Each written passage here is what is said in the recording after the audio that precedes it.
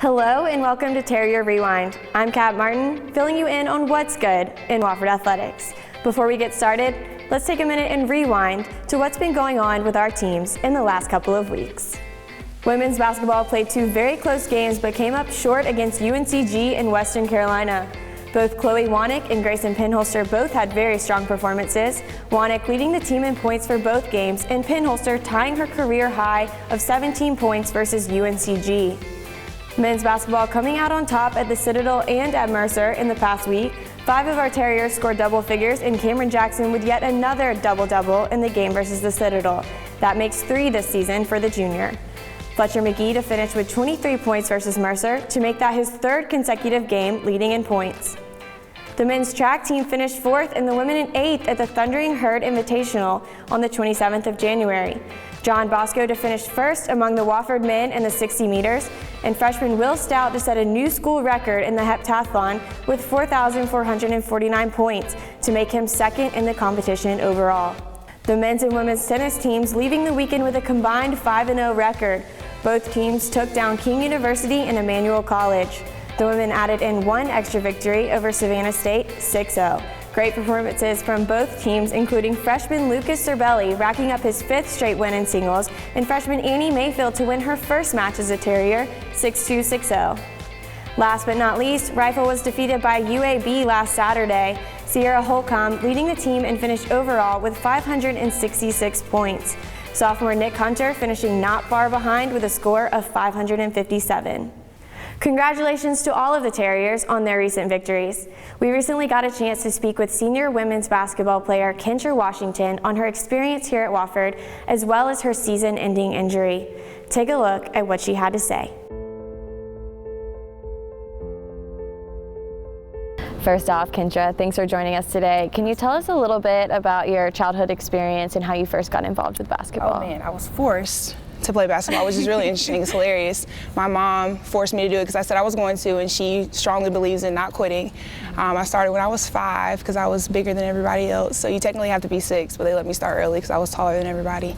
And then ever since then, I just kind of kept it going. I hated it at first, but she was like, no, you're doing this. You said you're going to do it. So you're doing it. And they just kept me at it. I was just church league. And then middle school, I made the team and just took off from there. I really loved it. When did you decide you wanted to play college basketball? In high school, I was playing volleyball as well. And it kind of got to the point where I was really interested in doing both. And I really, really loved playing both. But we just had to make a decision because volleyball season ran into AAU season, which messed up my recruiting with coaches because if I couldn't play AAU, then I couldn't get recruited as much in basketball.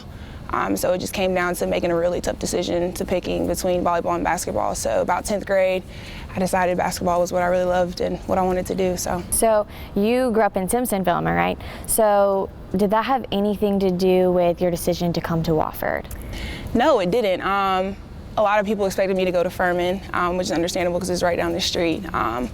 But honestly, when I just came to Wofford and as soon as I got on campus, I knew like this is where I wanted to be. And I'm talking to the coaches, just that sense of family and community here at Wofford. I absolutely knew. Even if it was 50 hours away from here, I'd still attend Wofford. Now, from our understanding, your dad played basketball at Furman. What was his reaction when you decided to come to Wofford? I'm a super daddy's little girl, so he was completely down with it. It was a little tough at first, you know. He's definitely a Paladin at heart, but he wears his Wofford hat and puts on his Wofford gear, and he's at every game, so we enjoy it. Is there any existing rivalry between you two? Any bickering in the house? For the men's games, there'll be some bickering here back and forth, but as far as women's basketball, he's definitely going for baby girl every game. So you recently just tore your ACL this season. Do you remember what you were thinking when you first tore it?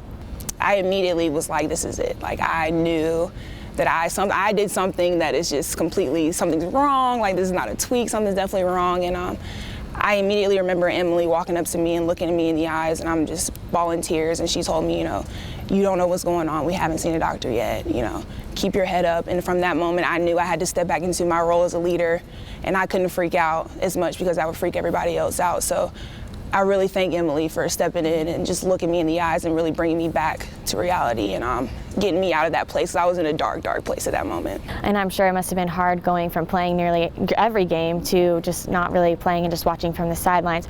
Talk about how difficult that transition was for you. You know, there's some nights I just kind of lay in my bed and I'm just like, why? You know, just why? But seeing my teammates and seeing how positive they've been.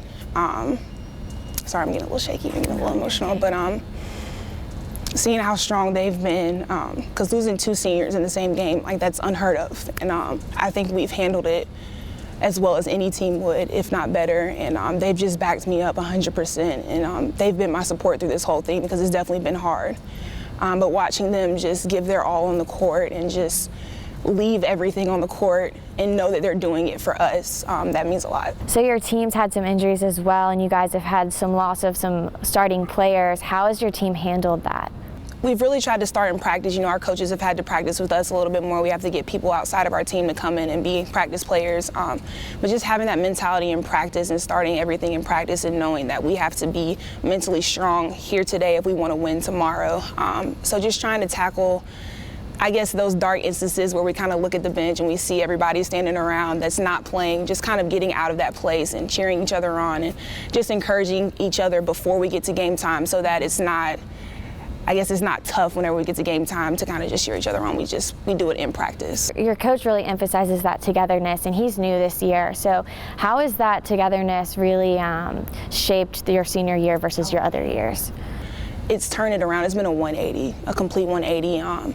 I can't thank the coaching staff enough for instilling that in us from day one. And it's because of them that I've been able to handle not only my own injury, but all the other injuries as well, because of that togetherness. And because of that togetherness, I was able to find the love of basketball again that I didn't have, you know, the past 3 years. And I didn't really realize that I kind of lost that love for the game until they came. And just that sense of family and like playing for other people, that's just an amazing feeling. And as a senior, what has your favorite memory been here at Wofford in your 4 years?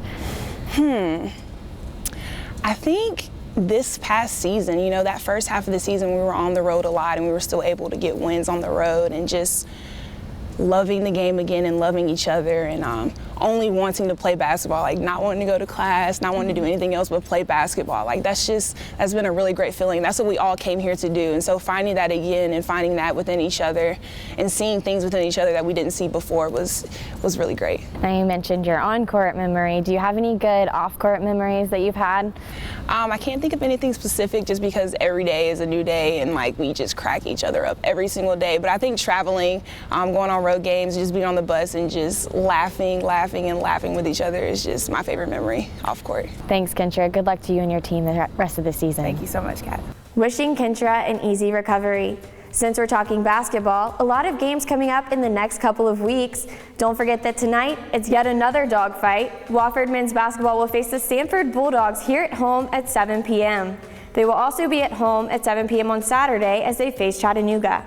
After that, they will play UNCG on Wednesday the 15th and then come right back to take on Western Carolina on the 18th for the final game in the Benjo. Women's basketball will play at Furman at 2 p.m. on Saturday, and on Thursday the 16th, they will be in the Benjamin Johnson Arena to battle it out against Mercer at 7 p.m. Be sure to tune in to ESPN3 to access these games. Not only will both of our basketball teams be competing this weekend, but so will the men's and women's tennis teams. Men's tennis will host Kennesaw State here at Wofford on Saturday at 12 p.m. Also on Saturday, women's tennis will take a trip to the coast to take on Charleston Southern University at 2. They will be on the road again next Wednesday the 15th to take on UNC Charlotte. Men's and women's tracks will be down at Sanford for the week and competing in the Sanford Invitational. Don't forget to check in on their results. And it's about that time to talk Wofford baseball. The team will begin their season down in Florida on the 17th through the 19th against Florida A&M. Don't forget to check out the baseball season preview coming out next week.